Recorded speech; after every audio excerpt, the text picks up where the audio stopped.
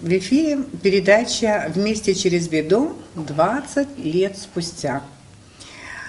20 лет назад мы снимали очень много передач о добровольцах, которые пришли защищать Абхазию. Прежде чем представить гостей нашей программы, вот сегодня, я хотела бы сказать несколько слов о добровольчестве вообще. Дело в том, что в науке появился благодаря ученому Льву Николаевичу Гумилеву термин, который называется так – пассионарий.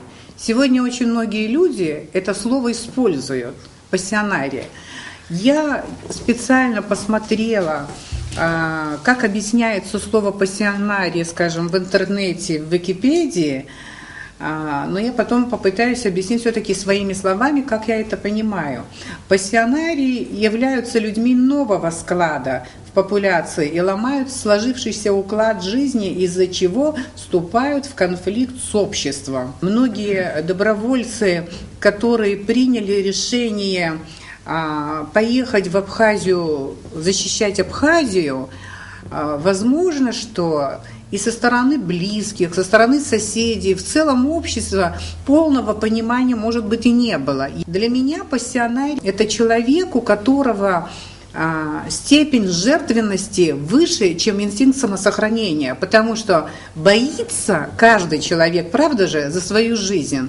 Инстинкт самосохранения работает у каждого, но есть человек, у которого жертвенность больше, выше. Обычно это человек готов и жизнь положить, за справедливость до конца бороться и добиваться своего. И вот добровольцы, которые у нас были, исключительно все, которые проявили себя в Абхазии, в Абхазской войне и помогли абхазскому народу прийти к великой победе, заслуживают такой характеристики, как пассионарии. Я представлю своих гостей. Это ребята, с которыми я знакома еще с войны.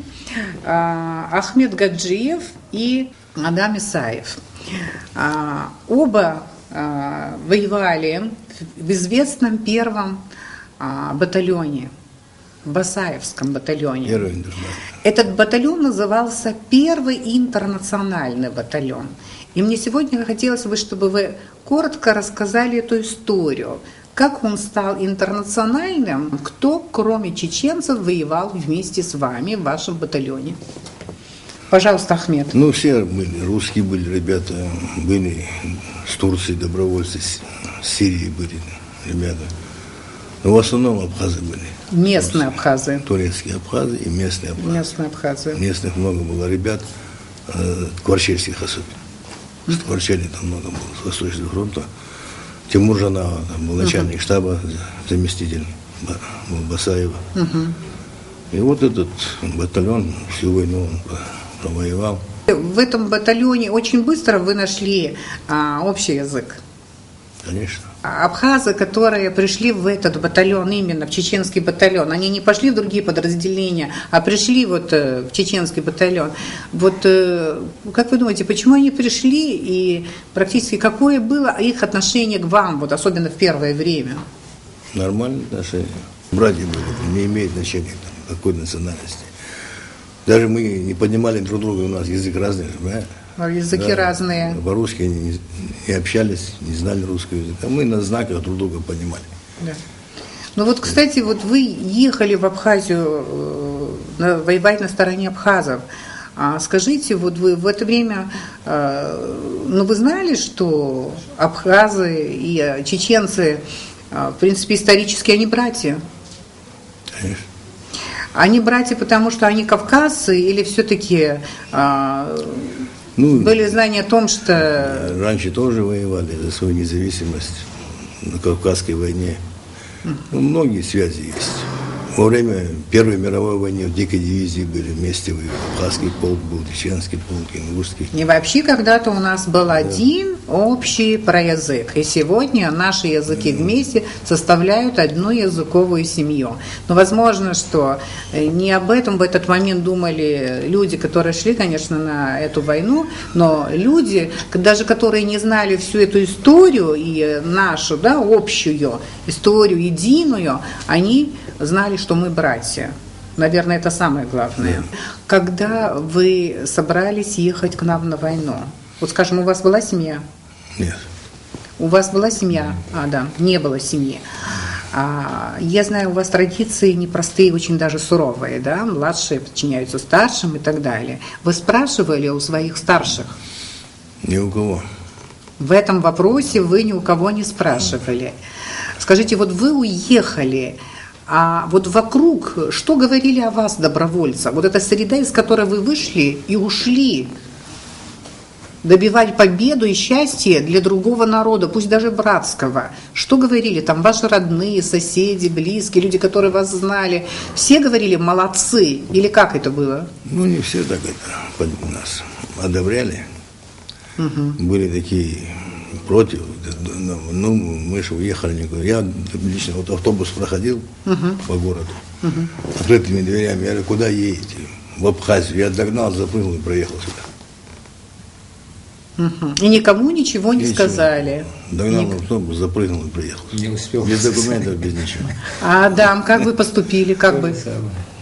В какую машину запрыгнули, уехали? Вы шли через перевал или... Ну, в Черкесском мы пешком шли. Пешком шли, да? Но трудно было добираться. Конфедерация там постаралась. Конфедерация постаралась, чтобы вы попали сюда. Мы перешли. Но попали сюда без оружия. Без оружия. А как добывали оружие? И оружия не было здесь. И оружие, ну, у нас часть было оружие. А основная масса, прошло же много, 1500 прошло людей. Всех вооружить не смогли, если бы вооружили всех, война кончилась бы раньше. И многие возвращались, потому что не было вооружения. А было много случаев, когда добивали в бою Ну да. трофейное оружие. Первые погибшие, вот, безоружные погибали за трофеями. За трофеем Много ходили. парней же Да. погибло первые дни. За трофейным оружием и погибали. Которые- Достать оружие было трудно, конечно. Вот помните, грузины, все прогрузинские силы вокруг, все наши недруги, враги, все они утверждали, что в Абхазии воюют наемники. А мы все пытались им доказать, что никаких наемников нет, нам практически нечем платить. В общем-то, разумный человек понимал, что маленькая Абхазия совершенно безоружная, без денег, без ничего и так далее, что было самостоятельно, ни экономики, ничего и прочее, прочее. И, в принципе, не было вокруг таких сил, которые могли бы подпитывать Абхазию и так далее, да, там, оружием и так далее, особенно в первое время. Но платить тем более наемникам, это, понимаете, как это дорого и так далее. Разумный человек это понимал. Но шла информационная война, и грузины везде распространяли информацию, что это наемники, а не добровольцы. Как трудно было им доказать вообще миру, что в Абхазии воюют добровольцы. Ну, мы ничего не доказывали, так ясно. Как вы думаете, в Абхазии вообще были наемники? У нас одежды не было, мы в тапочках воевали, больничных. Обувь на перевале же накрылась, порвалась. Обмундирование нам не давали, боеприпасы мы сами доставали. Покупали боеприпасы где-то. Когда Гагру освобождали, по пачке патронов получили. Когда стало легче вам? С оружием? Да, с оружием. Ну, вот после Нового года стало легче. После Нового года, то есть во второй половине войны, вот где-то, да? Какая была атмосфера в целом вот, в батальоне? Чем ваш батальон отличался, скажем? Ну, с первых дней войны была глубокая уверенность в победе. Все были уверены, что победа будет за нами. Ну а почему? Ну, вот такая. Оружия не хватало, того не хватало, людей не хватало, все были против нас, Ельцинская Россия была, скажем, против нас. Я не говорю о народе российском и так далее, которым многие сочувствовали нам, но правительство российское, оно же было против нас. Полная изоляция находились. Почему вы думали, что мы победим? Вот такая уверенность была, абсолютная. И мы шли в бой там, как вам сказать, с восторгом, эйфория была. Вот борьбы за справедливость, вот даже хронику посмотрите, перед наступлением, какими лицами, с каким настроением люди шли. Вот это время нашей войны, период, да, вот эта Абхазская война в вашей жизни, это что, какой след эта война оставила? Тогда все братские отношения были, сейчас уже ушли экономические. То есть вы считаете, что... Вот говорите, самые теплые отношения были? Тогда было, да, все братцы были, а сейчас каждый Плянку В мирной жизни люди уже другие. Конечно. Люди уже другие. Получается, что когда вот одна общая идея, Ожидали другое, получилось совсем другое. ну что ожидали? Ну, хорошие, теплые отношения, чтобы все дружно жили. Считаете, что вот этой дружбы не хватает? Сейчас нету, да. Вот этого тепла и дружбы не хватает. Так. Знаете, вот я задавала вам вопрос, почему вот местные абхазские ребята пошли в чеченский батальон. Я, кстати говоря, почему-то не успела во время войны своему брату задать этот вопрос. Я вообще, наверное, ни один вопрос ему не задала. Я не знаю, почему для него не успела ничего сказать и сделать. Но он ведь тоже пошел в ваш батальон, он у вас был. Вы помните его? Конечно. Можете рассказать вот о Тамышском десанте и вот о том эпизоде, когда там происходили страшные вещи? Что с вами произошло в Тамыше? Высадились. Это в обед время, по-моему, часов 11, так. С Владиком мы вместе были. 2 июля. В последний момент он на спину лег. Угу. И в этот момент, короче, сейчас подробности не помню. И одним снарядом, короче. Ну, в сердце. смертельное ранение в сердце. В сердце. Говорит, Ну, попало. сердце Если бы он не получил. повернулся бы на спину, он, наверное, правую сторону поймал бы. Да. А вы были ранены как? В шею. В шею. Тяжело? 2 вот таких осколка огромных. 2 осколка больших. И после этого вы в Творческом госпитале, Да. наверное, лежали? Да. Ну, из строя вышла. Вы знаете, я хочу вернуться, вот когда в первые дни в Абхазии появились добровольцы, в том числе вот первые чеченские добровольцы, они, когда пришли через перевалы, их появление, это имело очень большое значение. Но просто сказать банальные слова «большое значение» – это ничего. Мне казалось, что добровольческий фактор, он как бы в психологическом плане в какой-то степени парализовал грузин, которые ожидали легкую, скажем, как блицкриг говорят, молниеносную победу в Абхазии, да, тем более была договоренность там с Ельцином и так далее, вокруг никто этому не препятствовал и прочее, прочее. Но появление вот северокавказского фактора, добровольческого и фактора конфедерации, это, конечно, очень сильно повлияло на грузин психологически. А вот после, я помню, какие моменты играли очень большую роль. Грузины на самом деле очень боялись чеченцев. Это было. Они боялись всех добровольцев, в особенности, наверное, чеченцев. Во-вторых, вот когда появился человек, который не воевал, человек, который пел, был такой имам Алим Султанов. Он позже потом погиб, насколько я знаю. Это было целое явление. Человек не успевает приехать в Гудауту. Он с гитарой. И он находит стихи, или стихи находят его. И вот песня или стихи были написаны, например, поэтом Любченко, как мы его называем, гудаутский поэт. До войны Любченко мы, например, не знали. То есть, может быть, в поэтических кругах его знали. И вот стихи, написанные его, когда прозвучали песни, значит, и заиграла гитара вот имама Алим Султанова, и потом... Это имело вообще колоссальное значение для поднятия морального духа. Он как будто внедрился вот в сознание людей. Это было вот ощущение на самом деле победы, которую мы ждали. Это была песня «Абхазы». Абхазы, абхазы, вас мало. Нечестный, неправедный бой. Но танк не страшнее кинжала, когда твои братья с тобой. Но танк не страшнее кинжала, когда твои братья с тобой. Абхазы, абхазы, вы правы, но вы не начинали войну. Не вы ради кресла и славы вторгались в чужую страну. Не вы по себе шили шубы из мертвых фашистских идей. Не вы брали деньги за трупы расстрелянных вами людей.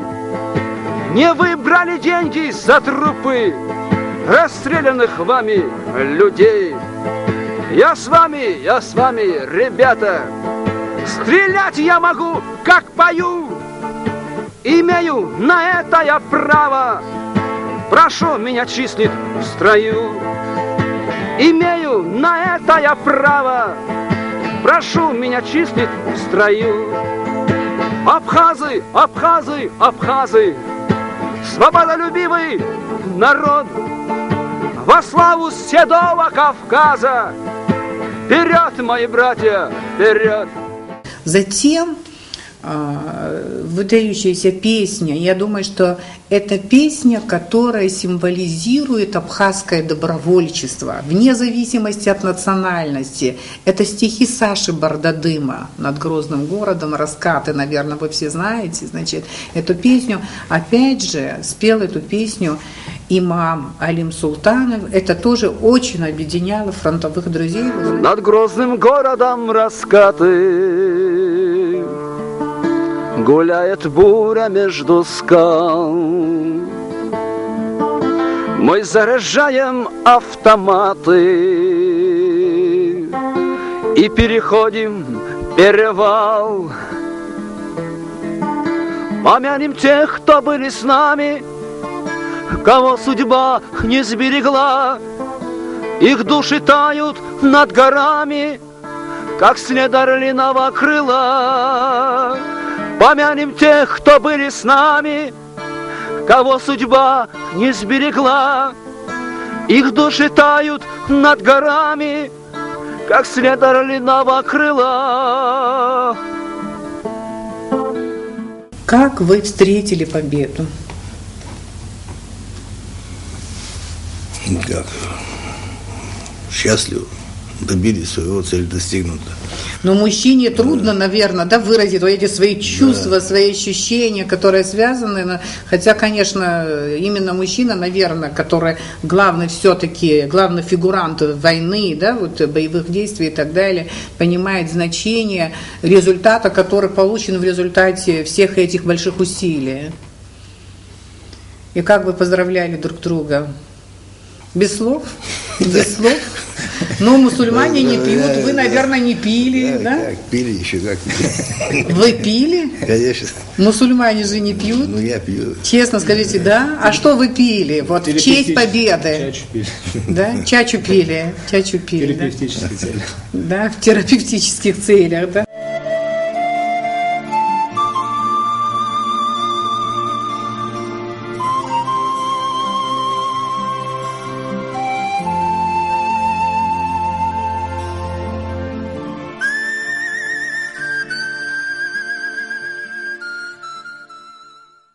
Вы общались с Ханкаровым? Ну, это со второго батальона, мы редко встречались. Редко встречались, да? Но это один из активных участников и лидеров конфедерации.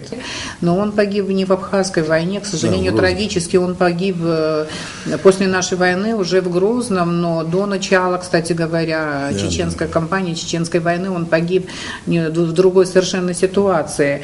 В Абхазии с ним очень считались Ханкарова, у такого очень грозного, серьезного человека. Были замечательные песни, его песни в Абхазии знают и поют очень многие. Особенно та песня, которую знают как гимн Кавказа. Не особенно, кстати говоря, вникали в слова этой песни. Сейчас, когда я вникаю, думаю, там столько всего заложено, это даже опасно немножко, думаешь, да? А вот ритм, все вот это, вот настолько все нравилось, что эта песня была любима тогда очень. Вставайте, Кавказа, сыны, нам танки и пушки врагов не страшны.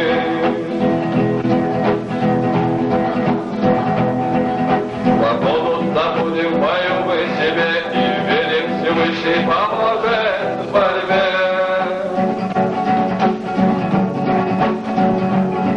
Из крика Аллах мы в атаку пойдем, свободу Кавказа в бою обретем.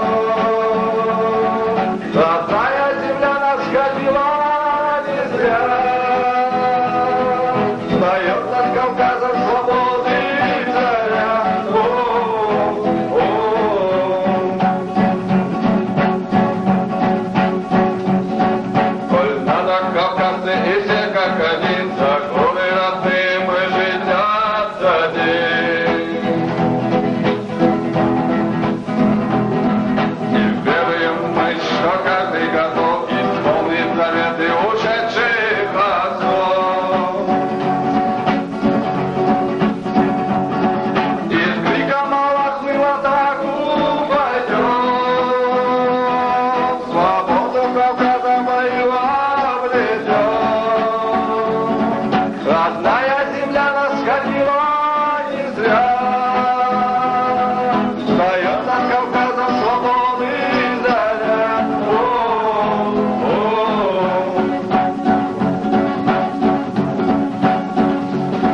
Свобода и смерть наш девиз боевой, защиту свободы мы станем горой.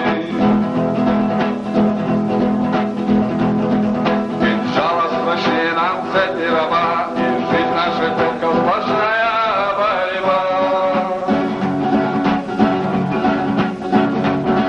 И с криком Аллах мы в атаку пойдем, свободу Кавказа мою обретем. Родная земля нас кормила не зря,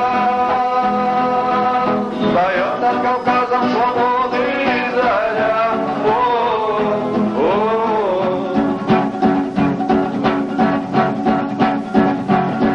Слетайтесь, слетайтесь с Кавказа, орлы, сегодня добудем свободу овцы.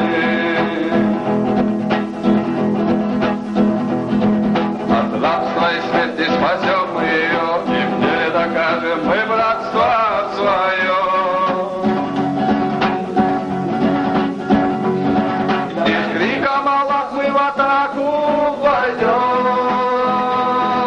свободу Кавказа мою обретем.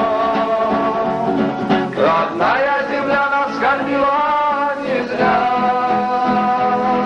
встает над Кавказом свободы заря.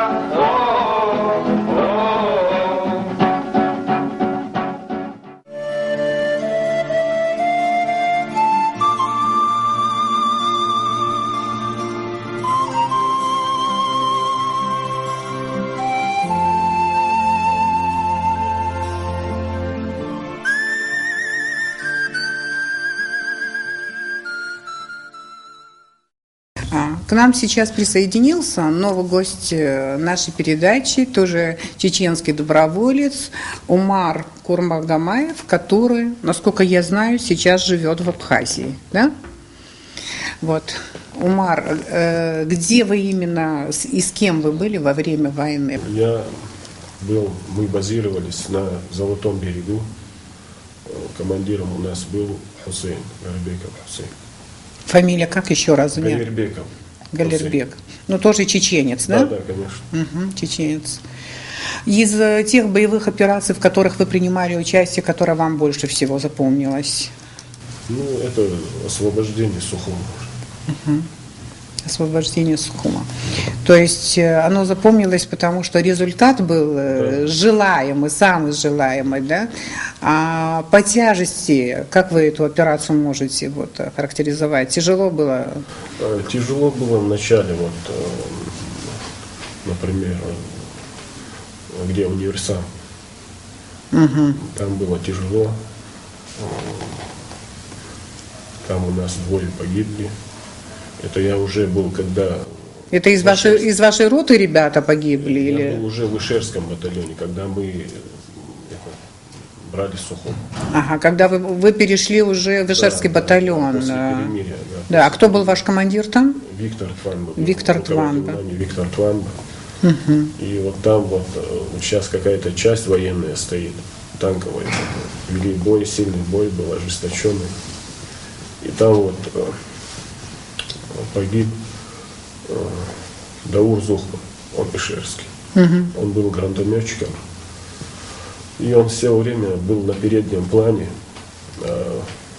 От него только было слышно: дайте снаряд. Угу. Все время он был впереди, насколько я так понял, помню. И его снайпер поразил. Угу. Он погиб от снайперской пули. И потом Анзор Скор тоже. Угу. Он тоже припарень хороший. Тоже погиб там же. Ишерский? Да, Ишерский, да. Угу. Ну там более такой ожесточенный бой был. Дальше уже было легче. У них дух уже был сломлен. Грузин. Дальше уже было более легче. Да. То есть для вас это самый тяжелый бой, значит, в этом районе. Они сильно огрызались, или как сказать. Дальше уже не к чему. Омар, как вы думаете, все-таки главный источник нашей победы в чем заключается? Вот если сравнивать силы, это же вообще несоизмеримые. Единство. Братья, которые пришли с Северного Кавказа, и хазы, все объединились и одним ударом, одной силой вытеснили врага. Вам не кажется, что вот то, что война носила с нашей стороны отечественный характер, это имело очень важное значение? Очень важно, да, какая цель стоит перед тем, кто воюет, какая задача стоит?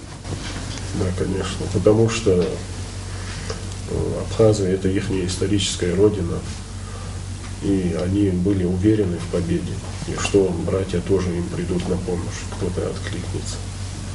И они защищали свою родину, освобождали от агрессора. Да.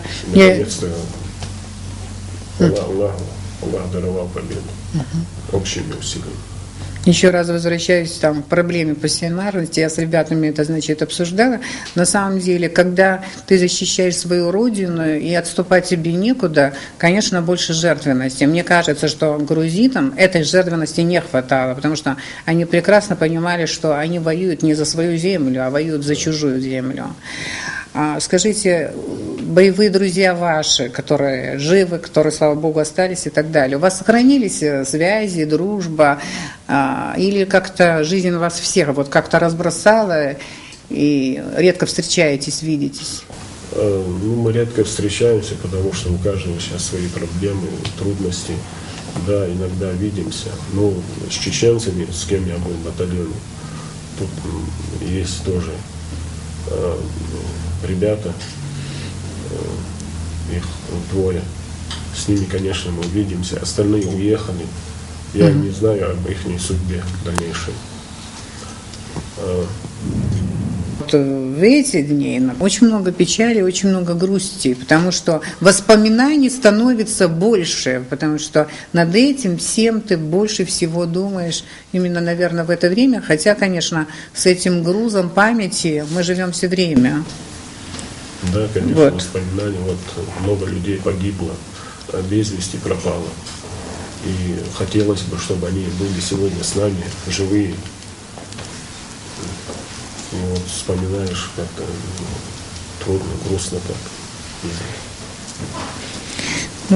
Кто-то любит фейерверк, кто-то любит салюты, но есть, наверное, люди, которые потеряли близких, и, конечно, посидеть на могиле своего сына, брата, близкого друга и так далее, вспомнить, покурить, может быть, даже, да, вот это и означает почтить память и задуматься над тем, что дала нам эта великая победа.